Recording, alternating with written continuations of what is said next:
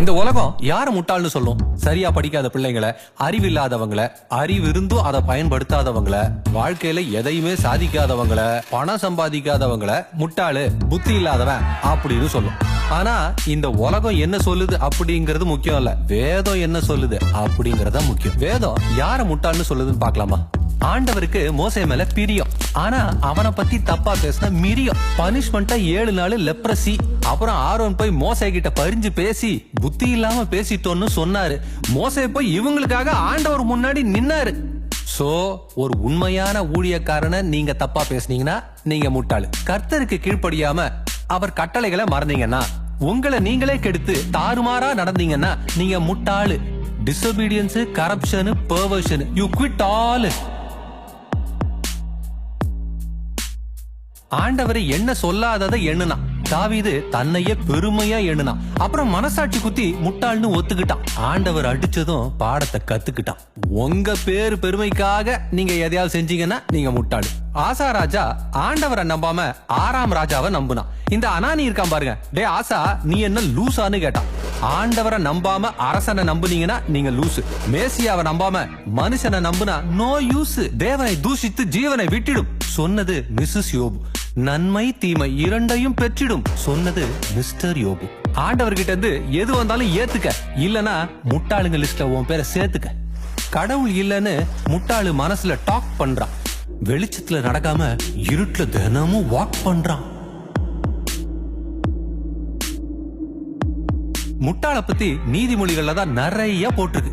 ஞானம் இல்லாம செலவு செய்யறவன், செஞ்ச முட்டாள்தனத்தை திரும்ப செய்யறவன், கனவீனத்தை காட்டுறவன், வேசி வீட்டு பக்கமா வண்டிய ஓட்டுறவன், அம்மாவை ஒழுங்கா பாக்காதவன், அப்பா பேச்ச கேட்காதவன், சும்மா புரளி பேசுறவன், சுயமா புத்தியில பேசுறவன், பாவத்தை பரியாசம் பண்றவன், பாவத்தை துணிகரமா பண்றவன், எதுக்கு எடுத்தாலும் கோவப்படுறவன், எதுக்கு எடுத்தாலும் தர்க்கம் பண்றவன். சரி, தீர்க்க தரிசன புத்தகத்துக்கு வருவோம்.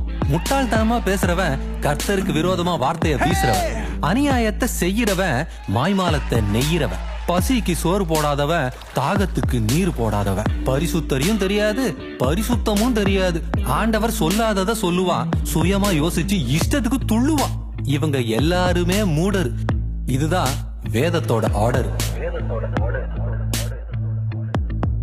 சரி, புதிய ஏற்பாட்டுக்கு வருவோம். வசனத்தை கேட்டும் நீங்க கீழ்ப்படியலனா மணல் மேல வீட்டை கட்டுற மாதிரி. முட்டாள்தனத்துக்கு நீங்க ஒரு மாதிரி. சடங்க ஃபாலோ பண்ணி சத்தியத்தை தவற விட்டவன், வருகைக்கு ரெடி ஆகாம நித்தியத்தை தவற விட்டவன், ஆடம்பரமா வாழ்றதுக்கு பதுக்கி வச்ச, ஆண்டவரோட ஊழியத்தை ஒதுக்கி வச்ச, உலகத்தான் பார்வையில நீ கூலு, ஆனா ஆண்டவர் பார்வையில நீ ஃபூலு.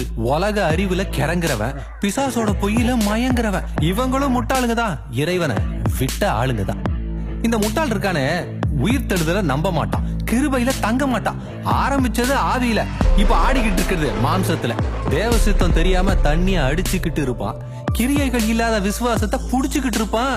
கடவுளை பத்தி என்ன தெரியணுமோ அத கடவுளே தெரிய வச்சுட்டாரு.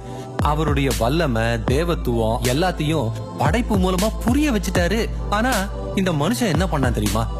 படைச்சவரை பின்னாடி தள்ளிட்டா, படைப்புக்கு முன்னாடி போய் நின்னுட்டான். இவனை என்னன்னு சொல்றது? அஹமக், ஷாஜு, தும்காப்ஃப், அவிவேகி, புத்து, மூர்க்கா, விட்டி, தோந்தா, அனோயிட்டாஸ், சீல், முட்டாள். எந்த பாஷையில சொன்னாலும் அர்த்தம் சேம். ஃபூல் தான் இவனோட நேம்.